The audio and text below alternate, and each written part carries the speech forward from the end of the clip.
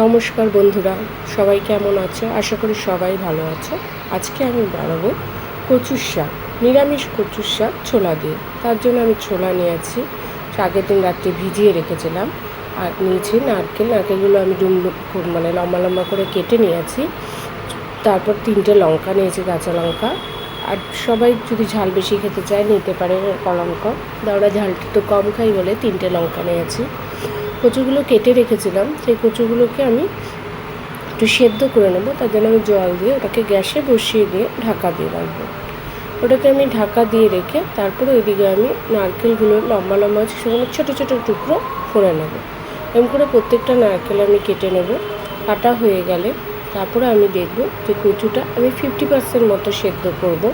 তার জন্য আমি ঢাকনাটা খুলে দেখবো যে 50% সেদ্ধ হয়ে গেছে। তখন আমি একটা ফুটো থালার মধ্যে আমি ওগুলোকে জল ঝরার জন্য তুলে রাখবো।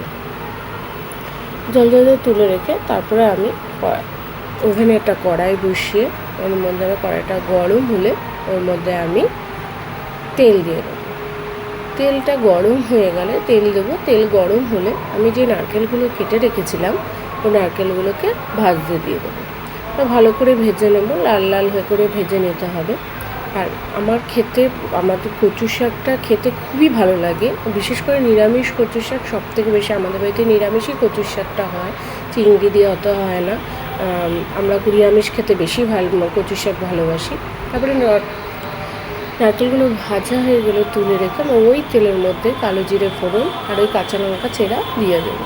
দেওয়ার পরে যে কাঁচা ছোলাগুলো ছিল ওগুলোকে আমি ভেজে নেব, তাহলে তেলে দিয়ে ভেজে নেব।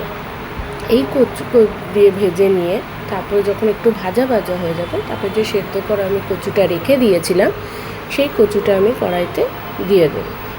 ওর মধ্যে আমি স্বাদ মতো লবণ আর হলুদ দিয়ে ভালো করে ওটাকে ভালো করে নাড়িয়ে নেব। এই কচুটা আমাদের বাড়িতে হয়েছে দেখে বেশ ভালো লাগলো। তাই জন্য আমরা কেটে রান্না করি। তা বলছে খুব ভালো লাগে খেতে, বাড়িতে যখন হয়েছে তখন স্বাদটা তো অন্যরকম লাগবেই। এবার ওটাকে বেশ ভালো করে অনেকক্ষণ নাড়িয়ে দিয়ে ওটাকে আমি একটু ঢাকা দিয়ে রাখবো। ঢাকা দিয়ে এরকম করে কচুর শাক করতে তো একটু প্রচুরই টাইম লাগে, ভালো রকম টাইম লাগে। কারণ এটা তো একদম শুকিয়ে যাবে, এরকমভাবে করতে হবে, যতক্ষণ না হচ্ছে ততক্ষণ নাড়িয়ে যেতেই হবে। এরকম করে নাড়িয়ে যেতে যেতে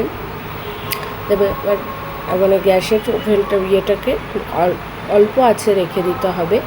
তার মধ্যে যখন দেখবো অনেকটা মজে এসছে একদমই, তখন আমি কী করবো, ওই ভেজে রাখা নারকেলগুলো ওর মধ্যে দিয়ে দেবো। বেশ এবার যখন একদম পুরো মিশে গেছে তখন আমি ওর মধ্যে দেখবো খুব ভালোভাবে মিশে গেছে, বেশ তেলটা ছেড়ে ছেড়ে আসছে। তখন ওর মধ্যে আমি একদম সামান্য চিনি দিয়ে দেবো। চিনি দিয়ে আবার ভালো করে নাড়িয়ে নেব। নাড়ানো হয়ে গেলে যখন দেখবো এটা বেশ হয়ে গেছে, তখন ওর মধ্যে আমি একটু পাতিলেবুর রস দিয়ে দিয়েছি। ওর মধ্যে দিয়ে দিতে খুব ভালো লাগে, একটু লেবুর রস দিলে খুব টেস্ট লাগে খেতে। ওর মধ্যে দিয়ে তারপরে এটাকে আমি নামিয়ে নিয়েছি। আর কেমন লাগলো আমাদের এই রেসিপিটা অবশ্যই জানাবেন। ভালো লাগলে একটা সাবস্ক্রাইব করে দেবেন প্লিজ। ধন্যবাদ সবাইকে।